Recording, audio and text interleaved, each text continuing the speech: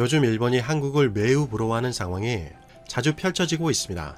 일본 언론들과 일본 시민들도 이제는 일본의 현실을 깨달았는지 한국과 일본을 비교하면서 왜 일본은 한국처럼 못하고 있는지 한탄하는 모습이 자주 포착되고 있는데요.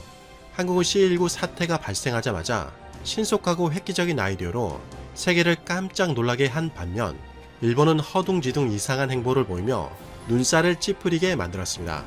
이제 일본은 사실상 스스로 해결할 수 없는 상태까지 온 것 같습니다. 심지어 일본 TV에서는 한 패널이 등장해 일본이 한국에 고개를 숙여서라도 한국의 C19 방역 협력 요청을 해야 한다라는 기사까지 게시가 되기도 했습니다. 지난해 7월 한국에 수출 규제하며 강력한 모습을 보인 것과 너무나도 대조가 되는 상황이죠. 특히 일본은 C19 사태가 해결되지 않자 또다시 골판지를 기이한 방법으로 활용하고 있다는 소식도 보도되었습니다. 일본의 골판지 사랑은 정말 도가 지나칠 정도인데요. 오늘은 일본의 충격적인 골판지 활용 방법까지 확인해 보도록 하겠습니다. 질병관리본부에 따르면 지난 5월 5일 신규 감염자는 단 2명, 2명도 모두 해외 유입으로 확인돼 한국 내 감염은 0명이라고 밝혔습니다. 최근 3일 연속으로 한국 내 감염은 단 1명도 발생하지 않은 놀라운 상황이 펼쳐진 것이죠. C19의 엄청난 확산세를 감안하면 한국의 K방역이 얼마나 뛰어난지 한국은 객관적인 자료를 통해 전 세계에 증명하고 있습니다. 이 때문에 한국은 일명 선진국이라 불리는 국가들에게조차 부러움을 한몸에 사고 있는데요. 하지만 대한민국은 C19 방역만 잘한 것이 아니었습니다. 유럽뿐만 아니라 미국에서조차 텅 비어버린 식료품 코너와 화장지 코너를 자주 보셨을 겁니다. 유럽은 극성스러운 사재기 때문에 식료품 물가 상승률이 무려 3.6%에 달한다고 합니다. 반면에 지난 5월 4일 통계청이 발표한 자료에 따르면 한국은 4월달 소비자 물가 상승률이 전년 동기 대비 0.1%에 오르는 데 그쳤습니다. 이는 6개월 만에 최저치인 것으로 국제 유가가 급락한 것도 이유이긴 하지만 한국에서 식료품과 방역물품에 대한 사재기가 없었던 것도 큰 영향을 끼쳤다고 분석했습니다. 한국 시민들은 서로를 믿고 사재기를 하지 않고 차분하게 대응했기에 나온 긍정적인 결과로 보입니다. 또한 2020년 1분기 GDP 성장률을 확인해보면 한국은 마이너스 1.4%로 금융위기인 2008년 4분기 때 기록한 마이너스 3.3% 이후 가장 낮은 수준이긴 하지만 다른 국가와 비교해보면 매우 좋은 성적으로 확인되고 있습니다. 최근에 불황을 모를 정도로 성장률이 좋았던 미국마저도 1분기 성장률이 마이너스 4.8%를 기록했고 매년 최소 6% 이상 증가하던 중국도 이번 1분기 성장률이 마이너스 6.8%로 추락했습니다. 중국이 이렇게 마이너스 성장을 하는 것은 1992년 분기별 경제 성장률을 발표한 이후 28년 만에 처음이라고 합니다. 그만큼 중국도 엄청난 충격을 받은 것이죠. 유럽의 리더라 불리는 독일도 1분기 성장률이 마이너스 1.9%를 기록했으며 스페인의 1분기 경제 성장률은 마이너스 5.2%로 확인되고 있습니다. 일본은 아직 예상치만 발표되고 1분기 경제 성장률을 발표하지 않았지만 수치는 그리 좋아 보이지 않으며 1분기보다 2분기가 몇 배는 더 우려스러운 상태라고 합니다. 골드만삭스에 따르면 일본의 2분기 예상 경제 성장률을 연율로 환산했을 때 무려 마이너스 25%까지 추락할 것이라고 전망하기도 했습니다.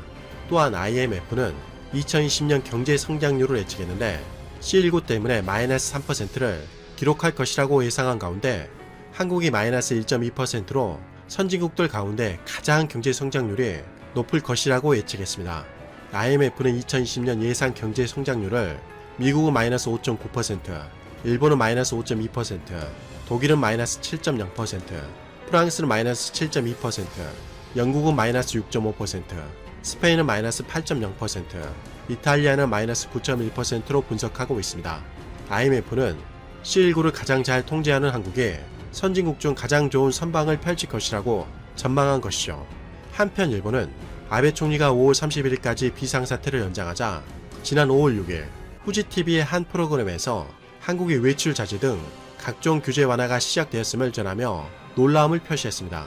이 프로그램은 지난 5월 5일에도 서울을 취재했습니다.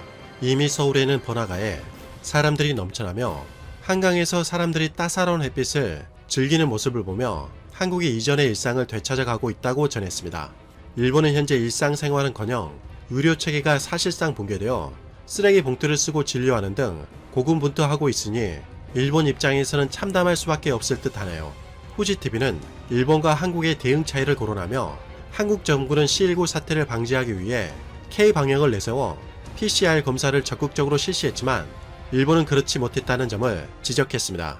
급기야 한국은 감염자의 동선을 정확하게 파악하는 우수한 모습을 보였지만 일본은 감염 경로가 파악이 불가능한 환자가 많다는 점을 언급했습니다. 기사에 따르면 도쿄도는 무려 72%가 감염 경로 확인 불가로 판정되고 있지만 한국은 감염 경로를 확인하지 못하는 경우는 겨우 6%에 불과하다며 한국의 뛰어난 IT 기술을 활용해 추적하는 방법에 대해서 감탄을 하기도 했습니다. 여전히 아날로그가 대세인 일본에게는 한국의 CCTV 활용, 신용카드의 내역 확인, 스마트폰 위치 추적 등의 방식은 부러움의 대상이 될 수밖에 없습니다.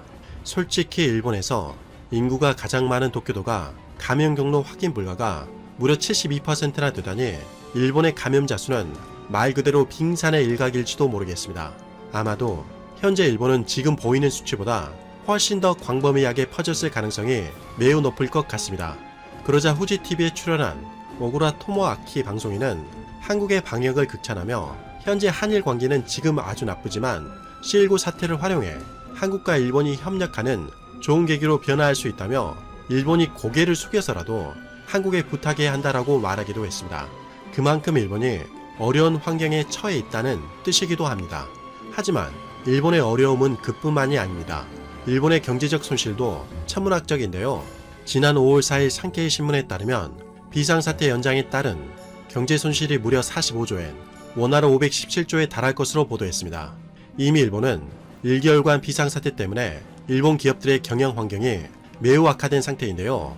또다시 1개월간 비상사태를 연장하자 일본 경제가 더블 타격을 받게 되었다는 기사인 것입니다. 기사에 따르면 이미 다수의 파산 기업이 발생했다고 합니다. 또한 다수의 중소기업들이 자금 융통에 어려움을 겪고 있으며 무려 40%가 금융기관의 자금 부분에 대해서 상담을 실시했다고 보도했습니다. 일본은 고용 문제도 심각했는데 중소기업들은 고용조정 신청이나 종업원의 휴업 또는 채용이나 파견 노동자를 축소하거나 해고하는 상황이 약 20%에서 30%를 차지하고 있다라는 것이죠. 이미 일본의 혼다, 마쓰다, 미쯔비시 자동차가 생산 현장 종업원의 일시휴가를 단행한 상태로 일본 자동차 공업 회장은 일본이 기술과 인재를 잃게 된다면 일본 자동차의 회복 기반마저 무너진다라고 위기감을 드러냈습니다. 상황이 이렇게 되자 일본 매체 뉴스위치의 지난 5월 5일 기사에 따르면 일본은 아날로그, 공공심, 기술 세계를 버리고 한국이나 대만을 배워야 한다고 보도했습니다. 일본은 현재 C19 사태에서 앞날이 전혀 보이지 않는다고 하면서 현재 아시아에서 우등생은 한국과 대만이라고 꼬집었습니다. 기사에 따르면 일본은 여전히 아날로그 행정이 대세를 이루고 있다는 점을 비판했으며 타인에게 폐를 끼치지 않는다는 것이 일본 사회의 특징이라고 생각하는 일본인들이 많은데 그것은 망상에 가깝다고 밝혔습니다. 갤럽은 일본인들에게 C19 확산 방지에 도움이 된다면 개인의 인권을 어느 정도 희생해도 상관없느냐고 설문조사를 실시했는데 일본인들은 단지 32%만 괜찮다고 답변해 30개국 중에 최하위였다는 것입니다. 또한 일본의 기술력이 높다는 자만심을 가지고 있는데 한국의 진단키트 양산과 드라이브 스루와 같은 뛰어난 기술력을 발휘한 것에 비하면 일본의 기술력은 그리 대단한 것이 아니다라고 지적했습니다. 그러면서 기사에서는 일본이 노벨상을 받을 수 있는 기초기술을 확보하는 것과 현실 문제에 대처하는 기술력은 당연히 별개의 것이다라고 아쉬움을 토로했습니다. 일본인들도 이제야 일본의 기술력이 허상이었다는 것을 알게 된 것이죠.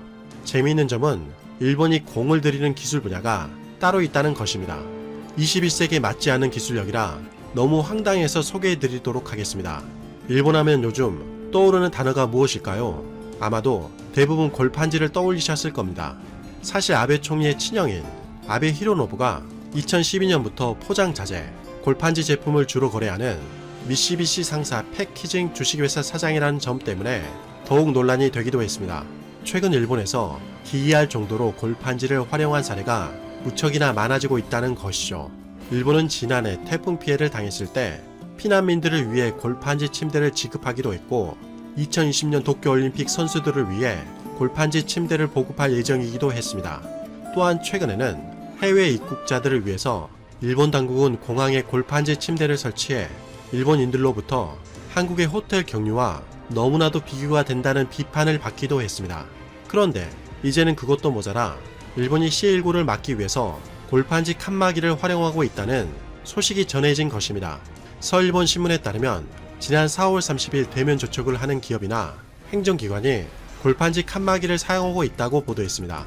이미 은행의 점포에서 1,500장을 설치하는 등 2,000개 이상의 주문이 쇄도하고 있어 골판지 제작업체는 즐거운 비명을 지르며 휴일까지 반납하고 생산을 계속하고 있다는 것이죠.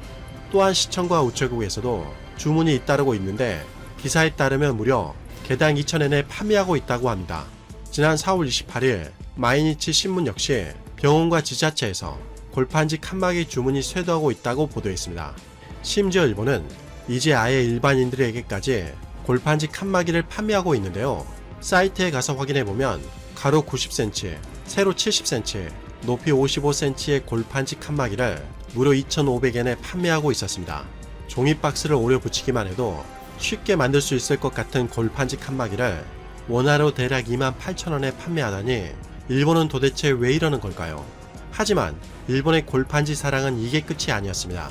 이제 일본의 한 기업이 골판지로 제작한 안면 보호구를 만들어 병원에 기증할 계획이며 이 제품은 현재 공식 사이트를 통해 100장당 16,000원에 판매하고 있는 것으로 밝혀졌습니다.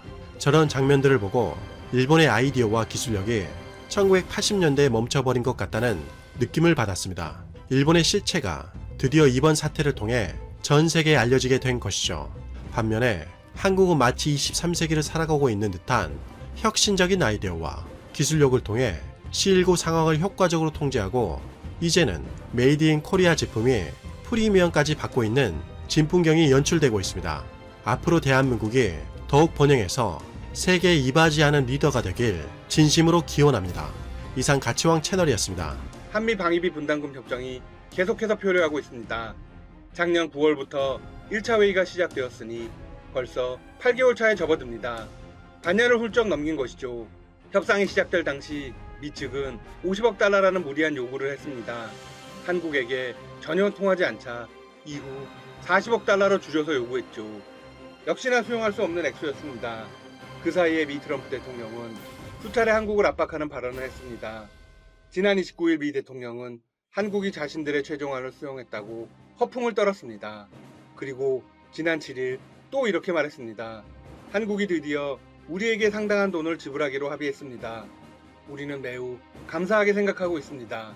협상이 완료되지 않았는데 다시 한번 거짓말 카드를 꺼내든 것입니다. 트럼프 대통령의 발언은 백악관에서 텍사스 주지사를 접견한 자리에서 나왔습니다. 자리에는 기자들도 참석하고 있었습니다.